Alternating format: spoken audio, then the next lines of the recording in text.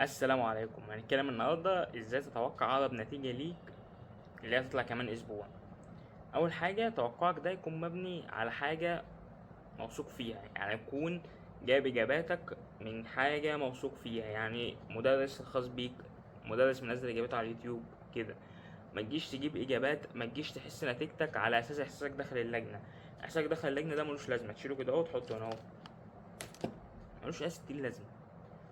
اجابات التليجرام نصها بيبقى غلط، عشان كده اللي هما بتوع السماعات وبتاع الحمامات وقالوا اخرهم 75%، وده بيبقى الغلط بتاعهم عامة، يعني هو مش غلطهم اللي هو يجيب 95 والكلام من ده. إيه هتقول لي يعني امال احسب على اساس ايه؟ اول حاجة اما تخرج من الامتحان انت بتخرج معظم الاجابات بتبقى حافظها، ولحد دلوقتي بتبقى حافظها. اللي مبقاش حافظ اجاباته ده اللي بيكون غاشش. فانت بتكون حافظ اجاباتك، والله لحد دلوقتي في اجابات انا حافظها، او لو شفت الامتحان هعرفها. فانت دلوقتي عندك الاحياء والفيزياء والكيمياء كتاب التفوق منزل اجابات ليهم. الفيزياء والكيمياء الاجابات كلها صح.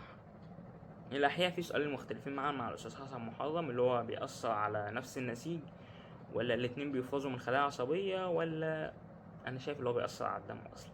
ماشي تمام تمام. فانت المفروض بعد ما خرجت من الامتحان، او لو انت دلوقتي عارف اجاباتك، هتروح جايب صفحة التفوق على الفيسبوك، هتلاقي منزلين اجابات، والكتاب الوفي كان منزل. هتقولي والانجليزي؟ الانجليزي الكتب كلها نزلت، جاينتس اللي هو العمالقة، ومعرفش تقريبا ماي نيو فريند نزل ولا لأ، والكتب معظم الكتب نزلت يعني. هتخش على الصفحة بتاع الفيسبوك برضه، هتلاقي النموذج بتاعك قدامهم، هتروح مراجع إجاباتك. هتلاقي نفسك مثلا مع كتاب التفوق مختلف في سؤال أو سؤالين ضيفهم عليك. يعني مثلا أنا راجعت مع كتاب التفوق، ورجعت مع واحد مع اليوتيوب، لقيت اللي على اليوتيوب أنا ناقص 4 وكتاب التفوق ناقص 6. تقول لأ، أنا هعتمد بتاع اليوتيوب؟ لأ، ضيف الستة عشان ما تجيش في النتيجة تاخد صدمة. يعني مثلا أنا في الكيمياء كان في سؤال اللي هو بتاع ال H2 ولا الزد ان، كنت أنا عامله H2 تقريبا، و... وهم كانوا في مختلفين ما بين الزد ان وال H2. أنا شلته وقلت أتوقع في الكيمياء ناقص درجة لأن أنا جبت 59، بس في النتيجة الحمد لله جبت 60. فأنت لازم توقعك يكون مبني على حاجات يعني موثوق فيها. فمثال عليا مثلا، انا كنت متوقع ان انا اجيب 95 و12. ده ببص في البتاع دي، معرفش هيبان في الكاميرا وش ولا لا، بس هي فوق اهي. ودي بتاعة الكيمياء، عشان نقول انت لسه عاملها بتاعة الكيمياء سنتنا. فكنت بعد كل مادة حتى بجيب الإجابات كنت بكتبها هنا، دي آخر إجابات الأحياء كنت كاتبها بقلم جاف علشان إيه؟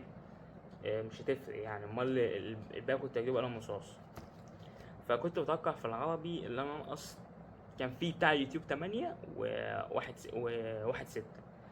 حسبت على 8 يعني ايه، وفي الاخر في النتيجة نص 6. تمام تمام. الفرنساوي كنت الحمد لله حاسب ان انا مقفله، كان كل النماذج زي بعضها مفيش اختلاف. الفيزياء كنت حاسب ان انا مقفلها ومتأكد ان انا هقفلها.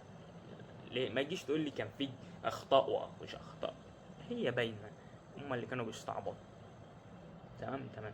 الانجليزي كنت حاسب ان انا ناقص درجة اللي هي بتاعة المقالي، بس الحمد لله الراجل اللي بيعلم طلع راجل محترم ونقصني نص بس. الكيمياء كنت حاسب ان انا ناقص درجة بتاع H2 و ZN، ولكن الحمد لله قفلتها. الجيولوجيا كنت حاسب ان انا اقفلها وقفلتها الحمد لله. الاحياء كنت حاسب ان انا ناقص 10. هو كان في نماذج 5 ونموذج 6 ونموذج 7 ونموذج 8 ونموذج 9 ونموذج 10. انا حسبت على ابو 10، بس انا ناقص كام؟ 8.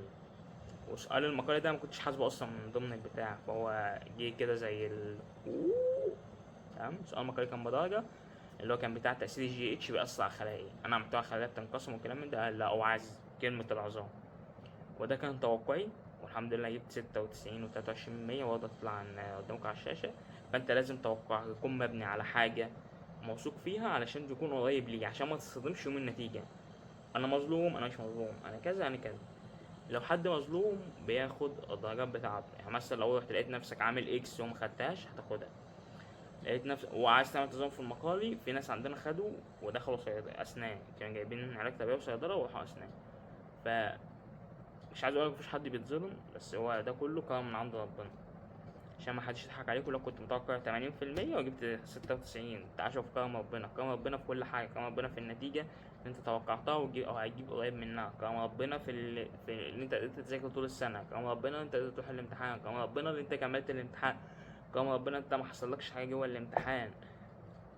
فمش كرم ربنا بس معتمد على النتيجه. ماشي، و ان شاء الله النتيجه هتطلع وكل يكون راضي عن اللي عمله. والسلام عليكم ورحمه الله وبركاته.